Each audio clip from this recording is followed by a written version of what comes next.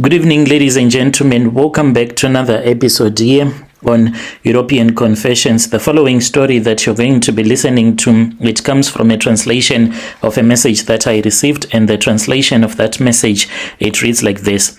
Hello, Brother Nanshi, how are you? Can you please post my own story as hidden identity? The pictures that I have sent to you, I'm going to delete them very soon. Lol, I just wanted you to see the woman whom you are talking to. I am someone that is very naughty, even though when you look at me, when you see me, you will never think that I am such a naughty person that will do the things that I am going to be sharing with you. I am going to delete everything soon after you would have told me that you have seen my pictures. So this is my own secret. This is what I did. And I'm not going to tell you the country where I am staying, but I'm from Zim, and I'm not going to share with you a lot of information that is going to expose me. I will tell you my secret in a way that my husband, even if it happens that you will come across your channel and listen to the confession, you will never even suspect that it is I, his wife, who has given you this confession. So my story started, Brother Nashi, when I had gone to this other funeral. I really never thought that I would end up sleeping without using any protection at all with a man that I used to date in high school, a guy who was even smelling. He had these smelly armpits during this funeral when I had gone back to the place where I grew up, and I never thought that I still had feelings for that man, but everything happened too fast and this man ended up sleeping with me. I was someone whom I thought could be trusted, and I thought that I could trust myself, but I did not even know that I can't even trust myself. So me and my husband, we were not even having any problems at all. Life was very beautiful. We had made money, me and my husband. And then that was when I told my husband that I wanted to go back home so that I can attend this funeral that was happening in our village. I went there, and when I was at the funeral, it was a little bit late at night. I just said that I wanted to go outside so that I can just sit. I wanted to talk with this other woman. As for this woman that I wanted to talk to, me and her, we had this other business. We were business partners. So I was on the phone because we were discussing, we were supposed to buy some stock for our business, and we just wanted to know how we were going to handle everything. Whilst I was talking like that, that was when that guy, the man that I used to date in high school, is just a village drunkard right now. He came and he sat right next to me and he was hugging me. The moment that he was hugging me, Brother Nashi, the smell that came out of his armpits, it was just too much. But all of a sudden, I started to have feelings for this guy. Instead of telling him that I did not like the way that he was smelling and I did not like what he was doing, he was never supposed to touch me in such a way, to hold me like that, since I was not his wife and I was no longer his type, because I was someone that was a little bit wealthier now. But to my surprise, I found myself even wanting more, wanting him to touch me even more. That was when this guy started to play around with his fingers on my thighs. I felt like he was hitting me with electricity. He kept moving up and up and up until he touched me right there and there. And then that was when he sticked his finger inside of me and I wanted him. He told me to follow him. I got up as if I was a zombie and I followed him into the maize field where we slept with each other without using any protection at all. Little did I know that I had already fallen pregnant at that time, and then that was when I returned back to the city. I returned back to the city. Life continued as normal. I fell pregnant and I realized that I was pregnant, and then I thought that the pregnancy was my husband's, but then later on I realized that there was something that was wrong, because I kept on having these dreams and this man was claiming to be the father of the child that I was carrying in my womb. Then I had a dream. I saw my late grandmother, and my grandmother then said to me, "Do you know that what you are doing is very dangerous?" And I then said, "What do you mean when you say that what I am doing is very dangerous?" And then my grandmother said to me, "You are trying to force this child on your husband when you know very well that the man back in the village, that poverty-stricken man, is the one that impregnated you." what you are doing is quite dangerous. And that was the confirmation that I needed, that this child did not belong to my husband. Then that was when I thought of a plan. I wanted to visit a traditional healer, even a prophet in the area where I was staying with my husband, but I was scared. I could not trust anyone with this secret. I was scared that if I go to a prophet or a traditional healer from the area where we were staying, maybe that person will end up telling another person and my husband will get to know about this. So then that was when I thought of a plan. There was this other relative of mine who stayed in another city. I then told my husband that I wanted to go and visit that relative of mine. So then I went alone and I visited that prophet. And then we started to talk, me and that prophet, and I told him the truth since he did not know me. And he told me that indeed the child that I was carrying, it did not belong to my husband. And that was all that I needed to hear. I returned back to where I was staying with my husband, and me and that prophet, we kept on talking. So the prophet had given me some prayers, and these prayers that I was going to be using, they were going to make me to give birth to a child that looks like my husband. And when I gave birth like my husband and this child, they are like identical twins, and to this very day they just look so much alike. And then the prophet told me that we were not done with the prayers and he was supposed to come to the city where I was staying. So this man had told me that the prayers that I was supposed to use, we were going to do these prayers each and every day for 7 days. The problem was that I did not have any place for this guy to stay. I then stole some money from my husband, and after I had stolen money from my husband, and then that was when I went to this other guest house and I booked a room for this prophet. He stayed there for 7 days. This guy, even though he used to undress me because he would cleanse me whilst I was naked, I would wake up so early in the morning, prepare for my husband. He would go to work. The moment that he would leave the house, I would also put some food in a lunchbox and I would go to that guest house and I would give the prophet food, and then he would cleanse me whilst I was naked. But not even a single day did he say that he wanted to sleep with me. So fast forward, after my child was all grown up, that was when he told me that in order for me to be able to manipulate my husband spiritually, what I was supposed to do was that I had to find baby diapers, used one that had poop inside, and I was supposed to cook that poop and to make my husband to eat that poop. So when my husband was not at home, then went to the dumping site and I picked up a used baby diaper that had poop inside. I returned back home and I cooked beef stew for him on that day. To this very day, Brother Nashi, my husband, he does not even suspect that the child does not belong to him. Even if he hear other men talking about DNA, he will run away. Let me not talk too much, Brother Nashi, otherwise my husband will suspect that it is I that is sharing this confession with you. This is my story. Dear listeners, right there was a message that was sent to me by one of our sister right there. Let us try to speak with him in the comment section.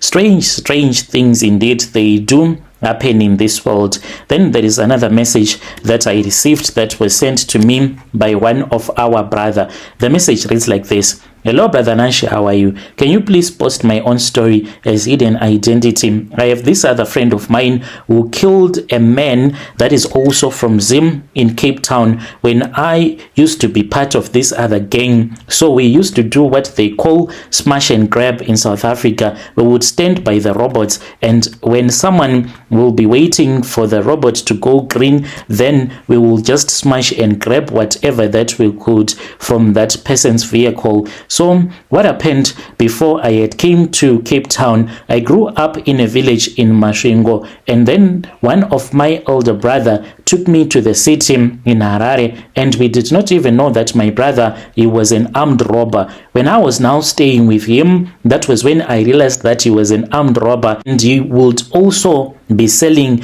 weed, and he made me to sell the weed, saying that I was not yet ready to become an armed robber. So this is what my brother used to do. My brother was very clever. If they wanted to rob a certain household that they thought that the owners of that house would be keeping huge amounts of cash in their home, then you would start to date the maid, and when you would be dating the maid, then you would get as much information as he could from that maid, and the maid will not even suspect that my brother was an armed robber. And then after you would have gathered enough information, they would go to that place and they would rob the place. So then that was when he came to South Africa. When he came to South Africa, he started staying in Johannesburg. He also became a part of this other gang where they would get access into your house. They will force you to transfer money into certain bank accounts,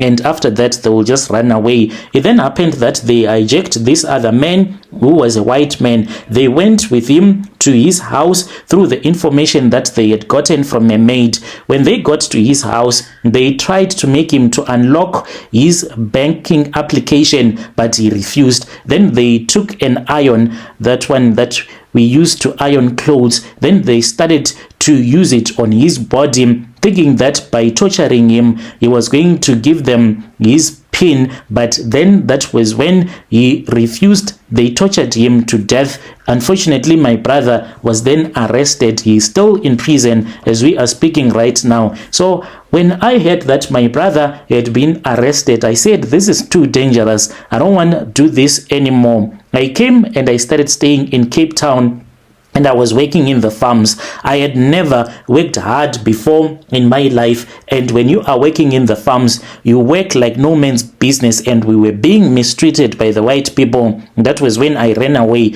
and I started staying in an area that is called Philippi. Whilst I was staying there, I started selling weed until these other gang members came to me and told me that what I was doing, selling weed without anyone's permission, it was not allowed. I was supposed to pay the gang some money, protection money, otherwise they were going to attack me. So the guys that belonged to the gang that would be sent to me, they were Xhosa speaking guys, but this was a colored gang. So I would pay them money. Each and every time when they would come to collect the money, we would sit around. Sometimes we would be talking here and there, discussing a lot of things. So these guys, that was when they said to me that they wanted me and them to start our own little operation, like in secret, that was not known by their own gang. So we will do break-ins and smash and grabs and selling weed in secret without the rest of their gang members ever knowing that this was what we were doing. We were very successful in what we were doing. That was when this other friend of mine, who was also a gangster, he was staying in Johannesburg,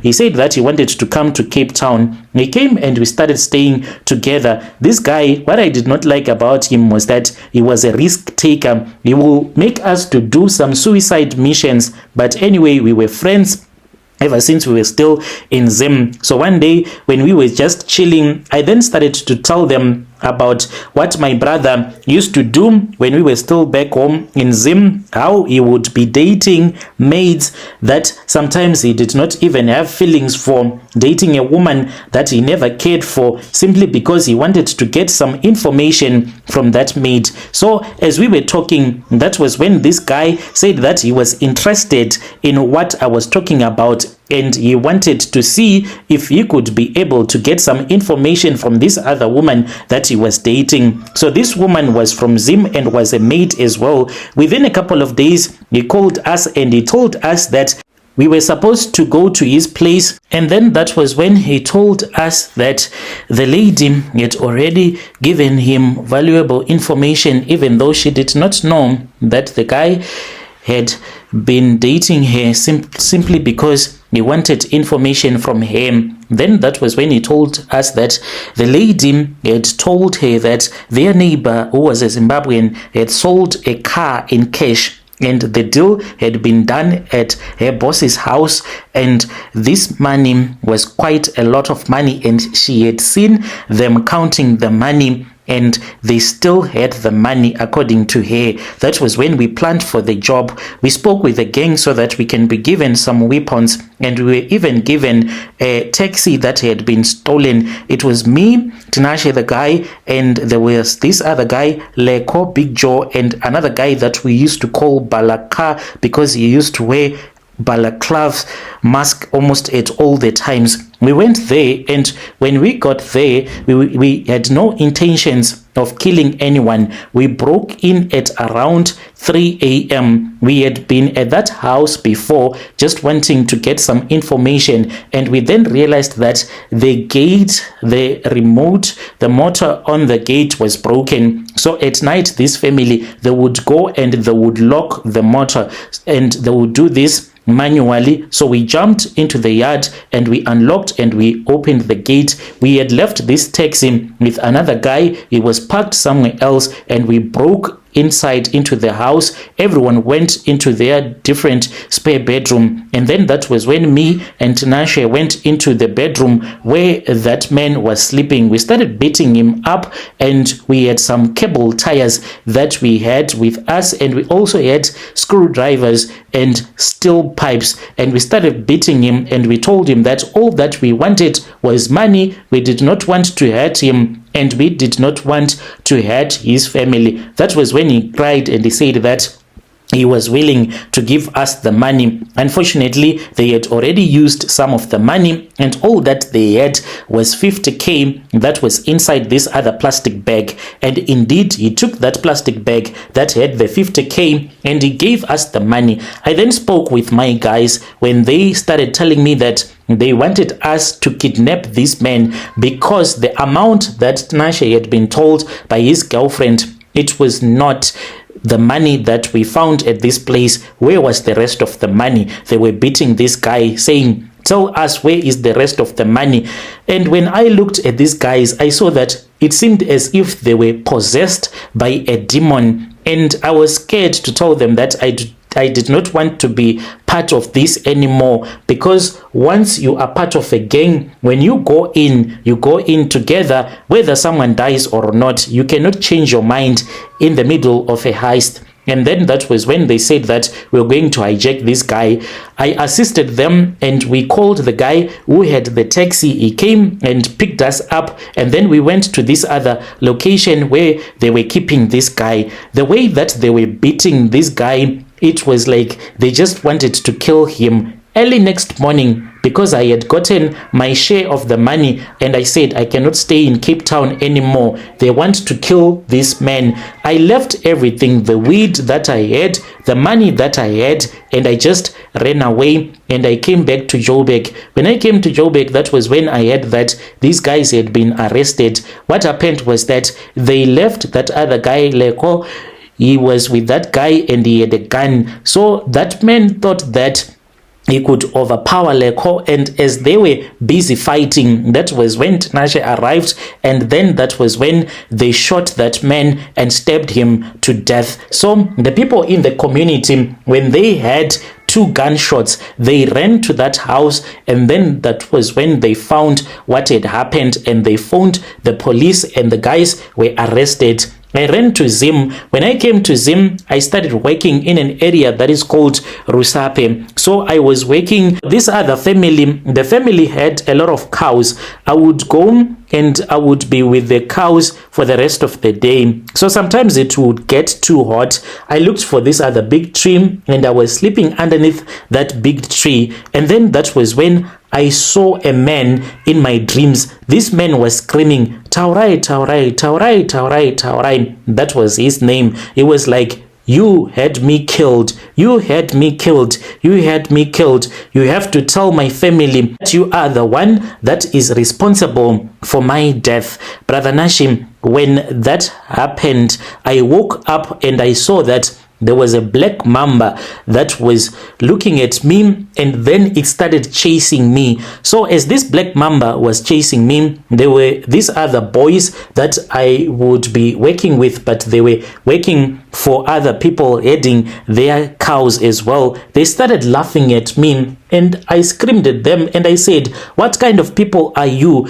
Right here there is a snake that is chasing me and you are laughing at me. Please throw stones at this snake. They kept on laughing. And then they said, there is no snake, it is only Rex. So Rex was my dog that used to accompany me everywhere I would go to. So when I woke up from that nightmare, Rex was looking at me like always. And when I saw the dog, I did not know that this was Rex, my dog. I saw a black mamba that was looking at me. And when I started running, Rex, the dog, thought that maybe I wanted to play with him, and he started chasing after me, and he kept on chasing after me. The more I screamed, the more that he thought that we were playing. And then that was when I left that village, because I kept on having these nightmares.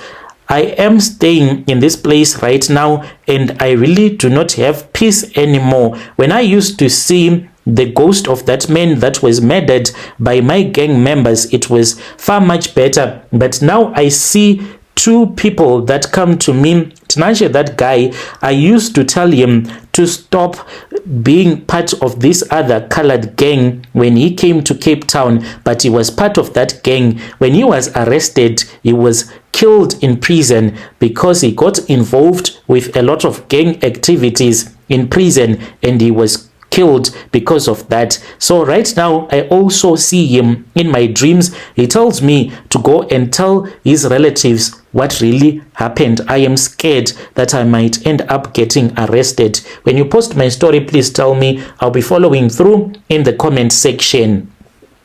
Dear listeners, right there was a message that was sent to me by one of our brother right there. Strange things indeed, they do happen in this world. Let us try to speak with him in the comment section.